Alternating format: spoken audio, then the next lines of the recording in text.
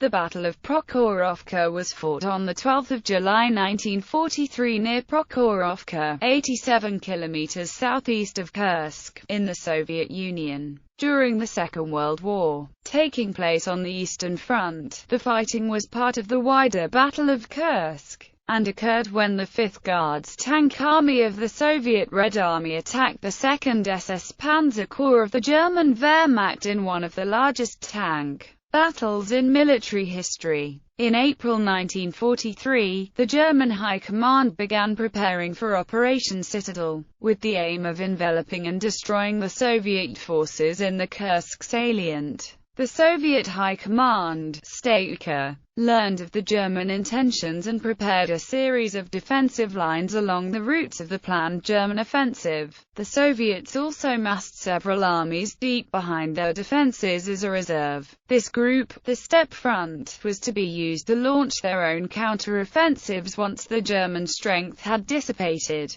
The 5th Guards Tank Army was the primary offensive formation of the Steppe Front. On 5 July 1943 the Germans launched their offensive. On the southern side of the salient, the German 4th Panzer Army, with Army Detachment Kempf on its eastern flank, attacked the Soviet defenses of the Voronezh Front. A week into the German offensive the Soviets counterattacked. On the southern side of the salient near Prokhorovka, the 5th Guards Tank Army engaged the 2nd SS Panzer Corps of the 4th Panzer Army, resulting in a large clash of armor. The 5th Guards Tank Army was decimated in the attack, but succeeded in preventing the Germans from capturing Prokhorovka and breaking through the 3rd defensive belt to achieve operational freedom. The German offensive was later cancelled and their forces were withdrawn. The Red Army went on a general offensive and seized the strategic initiative on the Eastern Front, which it was to hold for the rest of the war. Background: as the spring Rasputitsa season came to an end in 1943, both the German and Soviet commands considered their plans for future operations. The Soviet Premier Joseph Stalin and some senior Soviet officers wanted to seize the initiative first and attack the German forces inside the Soviet Union, but they were convinced by a number of key commanders, including the Deputy Supreme Commander Georgy Zhukov, to assume a defensive posture instead. This would allow the Germans to weaken themselves in attacking prepared positions, after which the Soviet forces would be able to reposture and go on the offensive. A similar strategy discussion occurred on the German side, with Field Marshal Erich von Manstein arguing for a mobile defense that would give up terrain and allow the Soviets to advance, while the Germans launched a series of sharp counterattacks against their flanks to inflict heavy attrition. But for political reasons Adolf Hitler insisted that the German forces go on the offensive, choosing the Kursk salient for the attack. On 15 April 1943 he authorized preparations for Unternehmen Zitadelle. The German offensive plan envisioned an assault at the base of the Kursk salient from both the north and south, with the intent of enveloping and destroying the Soviet forces in the salient.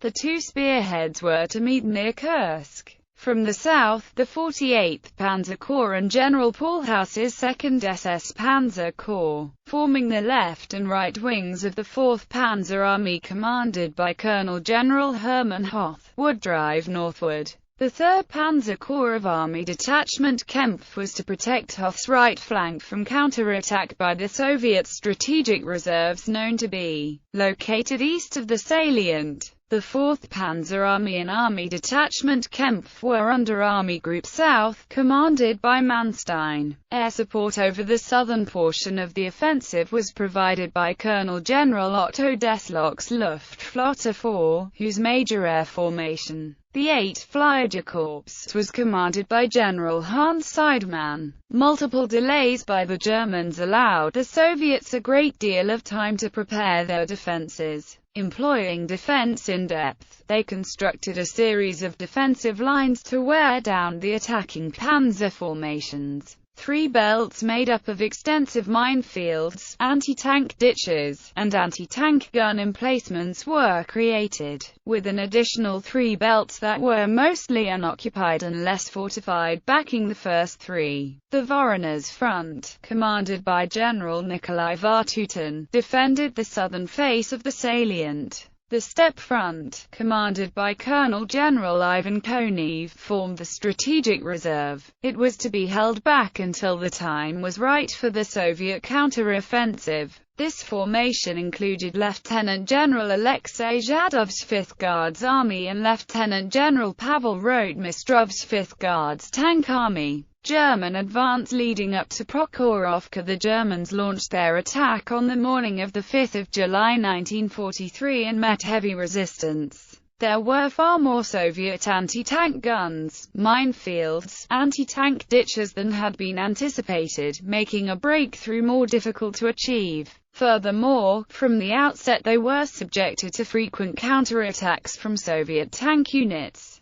Despite this, by the end of 5 July the 2nd SS Panzer Corps had advanced through the first defensive belt and reached the second, although the plan was to breach the first two belts and reach the third on the first day. Nonetheless, the Panzer Corps' penetration caused great concern among Soviet commanders, compelling Vatutin to commit almost all of Voronezh Front's operational reserves by the end of the first day. To the southeast, 3rd Panzer Corps met with stiff resistance as well and had great difficulty creating and maintaining a bridgehead across the northern Donets River. They eventually succeeded by the morning of 6 July, but the delay in their advance kept them from protecting the east flank of the 2nd SS Panzer Corps. Late on 6 July, the 5th Guards Tank and the 5th Guards armies of the Steppe Front began moving up from their reserve position, traveling at night to avoid detection. The 5th Guards Tank Army covered the 390 kilometers over 3 nights, and arrived at the Prokhorovka area on the night of 9 July, and the 5th Guards Army's 33rd Guards Rifle Corps arrived at the settlement on the night of 10 July. Slow progress by the 48th Panzer Corps caused Hoth to shift elements of the 2nd SS Panzer Corps on 8 July to aid the XLVII Panzer Corps' drive toward Oboyan and Kursk. On the same day, the Soviets counterattacked the 2nd SS Panzer Corps with several tank corps. These attacks did not destroy the 2nd SS Panzer Corps as hoped, but slowed its progress. By the end of 8 July, 2nd SS Panzer Corps had advanced about 29 kilometers and broken through the 1st and 2nd defensive belts. On the following day, 9 July, a meeting of the German commanders of the forces on the northern side of the Kursk salient concluded that a breakthrough in the northern side of salient was unlikely. Nevertheless, they decided to continue their offensive to maintain pressure and inflict casualties, thereby tying down the Soviet forces there. The success of Operation Citadel now depended on a breakthrough being achieved by 4th Panzer Army and Army Detachment Kempf. On the evening of 9 July, the 2nd SS Panzer Corps was ordered to shift its own forward progress from due north to the northeast toward the settlement Prokhorovka. Hoth had formulated this move, and had discussed it with Manstein since early May, as he expected large Soviet armored reserve forces to arrive from the east, and he did not want his corps to be caught crossing the PSEL when they arrived. The plan originally envisioned elements of 48th Panzer Corps and 3rd Panzer Corps joining in the attack toward Prokhorovka, but this could not be realized. The Soviet command, however, interpreted the change in direction to be a response to the heavy resistance the Germans had faced driving toward Oboyan, and believed the change indicated the German panzer forces were weakening. Soviet intelligence reports issued from 8 to 9 July reported that defensive works were being constructed by German infantry on the flanks of the 4th Panzer Army, and that German armored formations were not present in these locations. Despite the fact that Soviet armored formations were situated opposite these flanks, Voronezh Front headquarters supposed the Germans must be reaching their limit. and on 10 July decided to set its counter-offensive to coincide with the Soviet counter-offensive in the northern side of the Kursk salient. Starting on the morning of 10 July, the 2nd SS Panzer Corps began its attack toward Prokhorovka. Its 3rd SS Panzer Grenadier Division Totenkov attacked across the Psel River and secured a bridgehead. The 1st SS Panzer Grenadier Division Leibstandarte SS Adolf Hitler captured Komsomolets State Farm and Hill 241.6. The 2nd SS Panzer Grenadier Division Das Reich defended the Panzer Corps' flank from Soviet armored counterattacks. The 2nd SS Panzer Corps continued its attack toward Prokhorovka on the 11th of July. The advance of Leibstandarte was checked by the 2nd Tank Corps, which had been reinforced by the 9th Guards Airborne Division and 301st Anti-Tank Artillery Regiment, both from the 33rd Guards Rifle Corps. Totenkov was resisted by the 31st Tank Corps, the 33rd Guards Rifle Corps, 95th Guards Rifle Division, and 11th Motorized Rifle Brigade of the 10th Tank Corps. To the south of Leibstandarte, the 2nd Guards Tank Corps and the 48th Rifle Corps 183rd Rifle Division opposed the advance of Das Reich. By day's end on the 11th of July, Leibstandarte had advanced deep into the Soviet 3rd Defensive Belt. They had moved up to the Psel corridor, cleared Soviet resistance at the Oktyabrsky State Farm, crossed a 15-foot deep anti-tank ditch at the base of Hill 252.2 and seized the hill itself after a brief but bloody battle, leaving them only 3 kilometers south of Prokhorovka. To its north, the Panzer Grenadiers of Totenkov achieved a bridgehead across the Psel and tanks had been brought across, but they had yet to take Hill 226.6 and there was a 5-kilometer gap between Totenkov and Leibstandarte. To the south, Das Reich had also met stiff resistance and lagged behind some 4 kilometers to the south.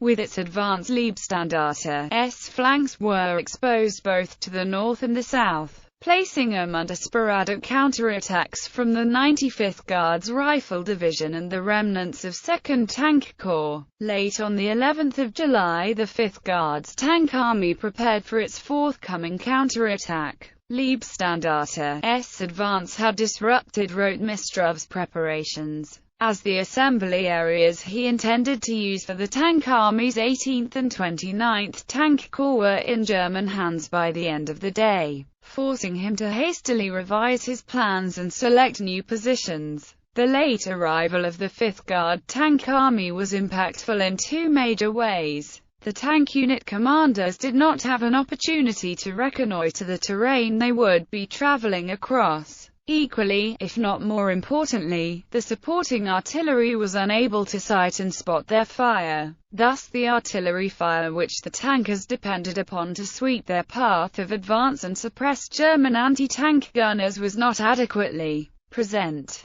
Planning. German plans for the 12th of July. Late on the evening of the 11th of July, General Paul Hauser, the commander of the 2nd SS Panzer Corps, issued orders for a classic battle maneuver for the following day's advance on Prokhorovka. It was known that the Soviets had dug in many anti-tank guns on the west slopes of Prokhorovka, making a direct attack by Leibstandarte very difficult. The plan was for Totenkov to capture Hill 226.6 and advance northeast along the Psel River to the Kartishvka Prokhorovka Road, and then strike southeast into the flank and rear of Soviet forces at Prokhorovka. Leibstandarte was ordered to nudge forward and secure Storojevo and Lamki just outside Prokhorovka. Then it and Das Reich were to wait until Totenkov's attack had disrupted the Soviet positions, after which Leibstandarte was to attack the main Soviet defenses on the west slope of Prokhorovka.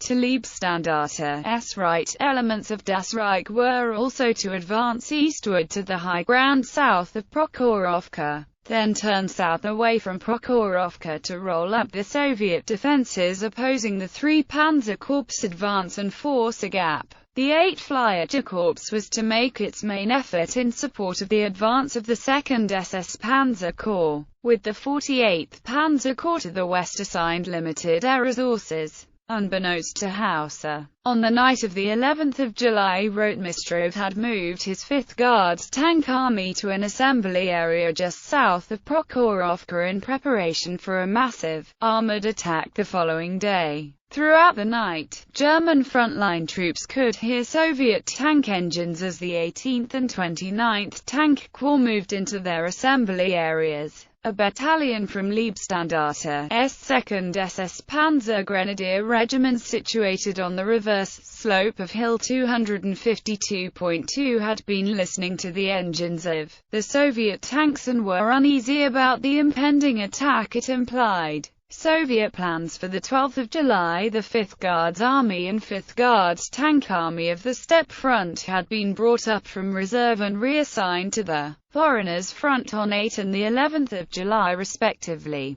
On the 11th of July, Vatutin ordered the armies of the Voronezh Front to go over onto the offensive on the following day. This counterattack was planned to coincide with the Soviet offensive on the northern side of the Kursk salient. Operation Kutuzov. Vatutin ordered Rotmistrov to destroy the German forces near Prokhorovka with his 5th Guards Tank Army, without allowing the Germans to withdraw southward. For the battle, Rotmistrov ordered his tanks to move forward at high speed to engage the German armor in order to nullify the advantages the Tiger tanks had in the range and firepower of their 88mm guns. He believed the more maneuverable T-34 would be able to quickly close in and obtain effective flanking shots against the German heavy tanks. In fact, Soviet intelligence had greatly overestimated the numbers of Ferdinands and Tigers possessed by the 2nd SS Panzer Corps. In actuality, there were no Ferdinands with the 4th Panzer Army or Army Group South, as they were all deployed on the northern side of the Kursk salient with the 9th Army. Soviet tank crews frequently mistook the versions of Panzer IV tanks that were armed with the KWK-40 anti-tank gun, which also had extra armor added to their turret, for Tigers. Therefore, Soviet reports tended to overestimate the number of Tigers employed by the Germans during the Battle of Kursk. Soviet air support in the southern part of the salient was provided by the 2nd Air Army and the 17th Air Army, commanded by Lieutenant General Stepan Krasovsky and Lieutenant General Vladimir Sudeis, respectively. However, the bulk of the air support was committed in support of Soviet units attacking 48th Panzer Corps to the west of Prokhorovka and the 3 Panzer Corps to the southeast, and only limited numbers of aircraft were available to support 5th Guards Tank Army's attack. Rotmistrov's plans for a counterattack were threatened by events to the south.